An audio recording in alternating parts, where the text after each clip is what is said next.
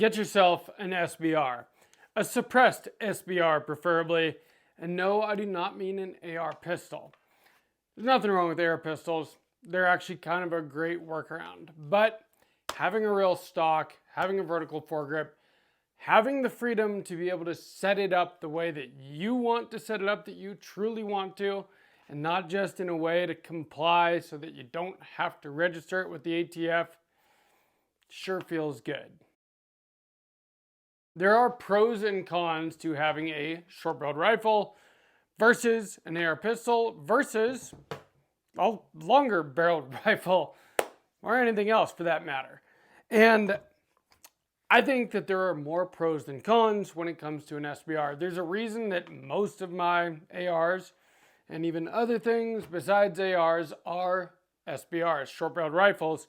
And I think one of the hurdles for most people to SBRing some of their stuff for a long time has been the fact that you have to pay an extra $200 for a tax stamp before you can put a stock or a vertical foregrip on it. And that does seem pretty dang ridiculous.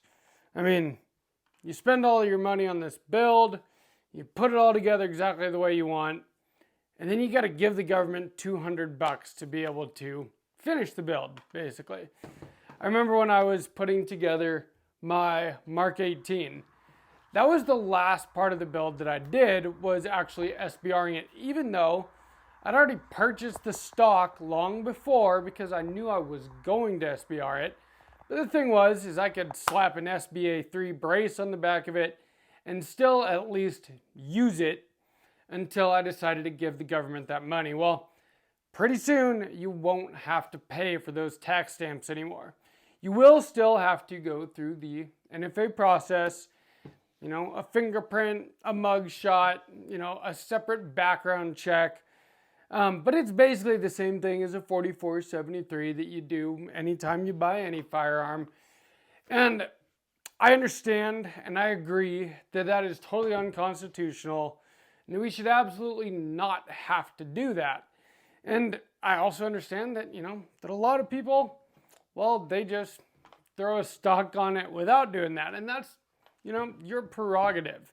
I can't do that because I have this YouTube channel. I can't be showing illegal stuff on the channel, obviously. And so I have stacks of tax stamps because it's a little bit addictive. Once I SBR'd my first, and I was able to actually put it together the way that I wanted to, all the rest of my AR pistols followed. Like I said, there are pros and cons.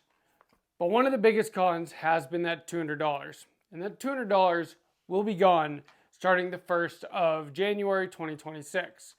So get yourself an SBR. I promise you, you will enjoy it. And a suppressed SBR. One of the big benefits of a shorter rifle is that when you put a suppressor on the end, it's still pretty nice and short. If you have a 16, an 18, a 20-inch gun, and then you put a suppressor on it, all of a sudden you've got quite a musket.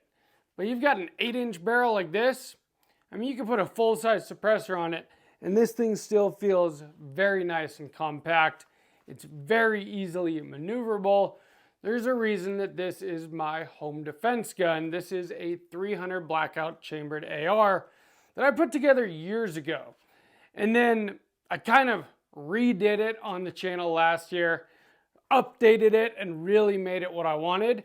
And that came after I SBR'd it, because once I was allowed to put a stock on legally and a vertical foregrip, all of a sudden it motivated me to do all the rest of the stuff that I wanted to really make this a perfect home defense gun.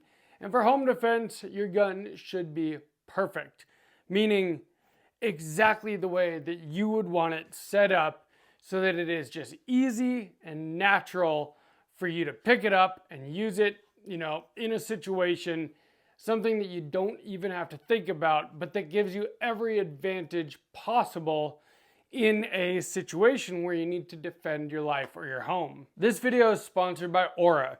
Just like having an SBR to defend your life and your home, Aura defends you online from scammers and spammers and data brokers selling you information. And just like the fact that a tax stamp is very soon going to be free, you can try Aura out absolutely free for 2 weeks, 14 days by using my link in the description, aura.com/sawtooth-tactical. And they protect you online. I've been using it for over a year now. I am a customer of Aura and I appreciate what they do for me. I really got sick of getting spam calls all the time and scams. I had to get new bank cards and all new stuff 3 times the year before I got Aura because of scammers scamming my bank account, somehow getting my bank account number and making purchases with my bank account. Well, that hasn't happened ever since I've had Aura because my data, my information is no longer out there. And if you've ever bought anything online, unfortunately, your information is out there. As soon as you get Aura, they go online and they scour the internet and the dark web and they find anywhere where your information is out there and available and being sold by data brokers to scammers and spammers, and they take you off those lists. And then, just like me, you stop getting scammed, you stop getting spammed. It's really sweet.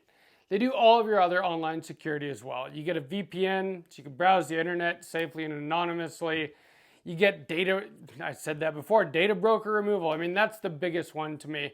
But you also get, password manager. You get protection from data leaks, scam call protection, all of your online security all in one place for $12 a month, but free for 2 weeks at aura.com/sawtooth-tactical. So before the ad break, I was talking about having every advantage possible for your home defense gun.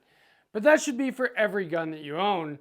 I mean, some guns are just for fun, honestly, and there's nothing wrong with that. But a lot of them have a purpose. And that purpose, generally, unless the purpose is precision, long range, a shorter barrel is almost always better. Again, unless it is for, long range, precision stuff. But that's about the only time I take out a 16-inch barrel rifle anymore, is if I'm specifically shooting longer distances. Otherwise, I enjoy shooting my shorter guns more. And so even though many guns have purposes, like I said, guns are also fun, and a short gun is just more fun. Take this MP5, for instance, MP5K. Kind of looks like this. This thing is extremely compact. Take the can off, put the stock in, and it is tiny. But even when you put these things back on, suppressor, it is just so light and easy to maneuver around, and it's just nice. It's not unwieldy, even with this extra long suppressor on the end. This is the Ramblin' Man from Resilient. Now, I can run it in the K configuration if I want, but because it's so short and light, I choose to run it in the long configuration. I don't really notice those extra couple inches, and it makes the gun quieter. And again, that is one of the big advantages to having a short-barreled rifle, is that because your barrel and everything else is so short, you could put a bigger suppressor on it if you want and have something nice and quiet. I don't have to use Ear Pro for this or this 300 Blackout because I could put full-size suppressors on them and still have a pretty compact gun. Now, why would I choose an SBR over an AR pistol then? Obviously, you could tell why I like shorter guns in general. They're just easier to use, honestly. I'm not a huge guy. I mean, if you're 6'4", 280, maybe you love a 16-inch gun. But still, I still think that a shorter gun, I mean, it is just easier to deal with. This thing is lightweight. It's sweet.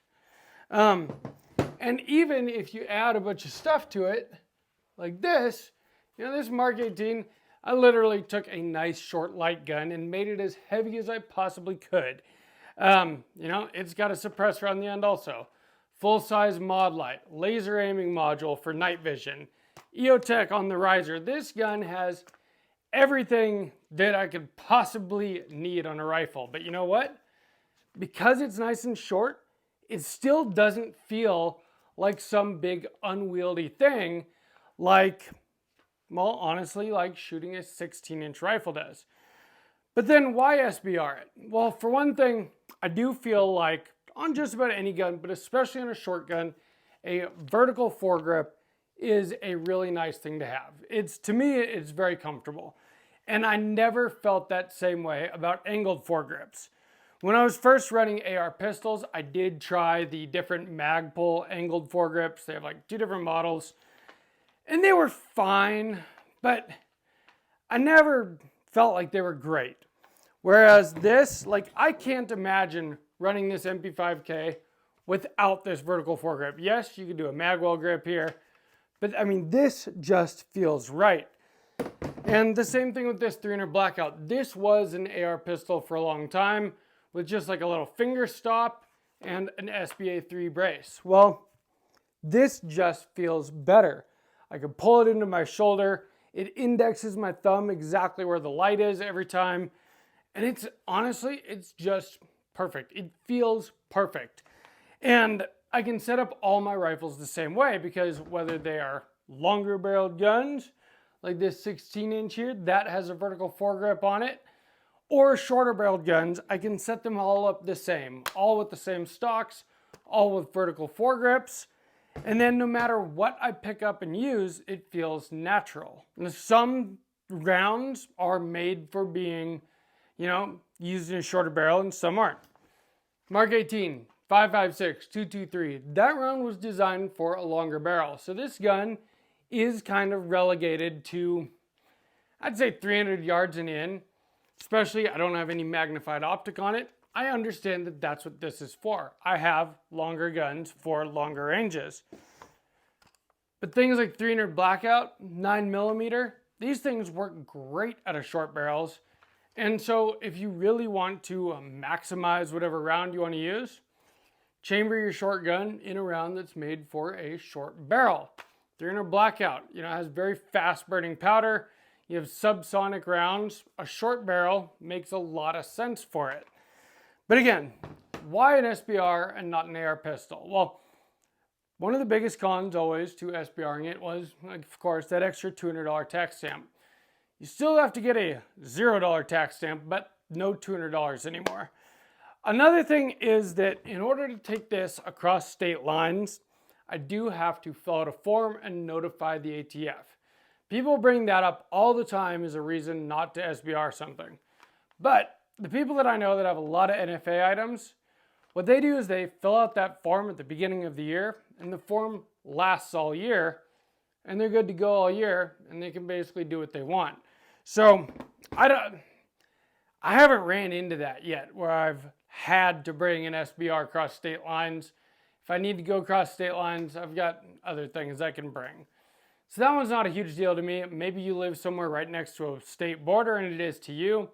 Again, you can just fill out that form at the beginning of the year and you're all good. Now, I do get people that they don't want to be on that list. They don't want to do the paperwork and go through the process. But the process is not as bad as you may think. Now, don't get me wrong. I totally do not agree with it. I think it's illegal registry. It's unconstitutional. But at the same time, I also live in the real world. I had to go get a real ID recently so that I could fly because you can't fly with a regular driver's license anymore after doing that just fine for my entire life. I had to give them more things, more information, birth certificates and passports and, bills that showed where all these different things just to get a modern driver's license. Just about anything these days, you got to go through stuff like that. To me, obviously, I've decided that it is worth it to me in order to be able to set my guns up the way that I want to. If it's not to you, no worries. Go the pistol route. The other thing with a pistol, you can conceal a handgun. A pistol, even an AR pistol, is technically considered a handgun.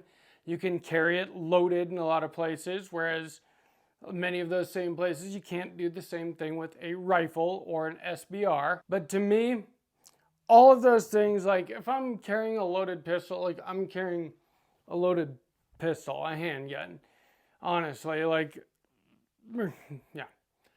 I don't know your life. Do what you want. This is my life. But my thing is this. To me, all of those couple of cons still pale in comparison to the pros. Being able to have a real stock, put a vertical foregrip on it, just set it up the way that I want without worrying like, oh, is this, because it's not 90 degrees, is it okay or not, or this or that. It's like, got the tax stamp, I don't have to worry about it. I can set it up however I want. And even though the system that you have to go through in order to be able to do that is kind of antithetical to freedom, it then does afford you the freedom to set your rifles up the way that you want. And I don't think that there's anything more enjoyable to shoot than a suppressed short-barreled rifle.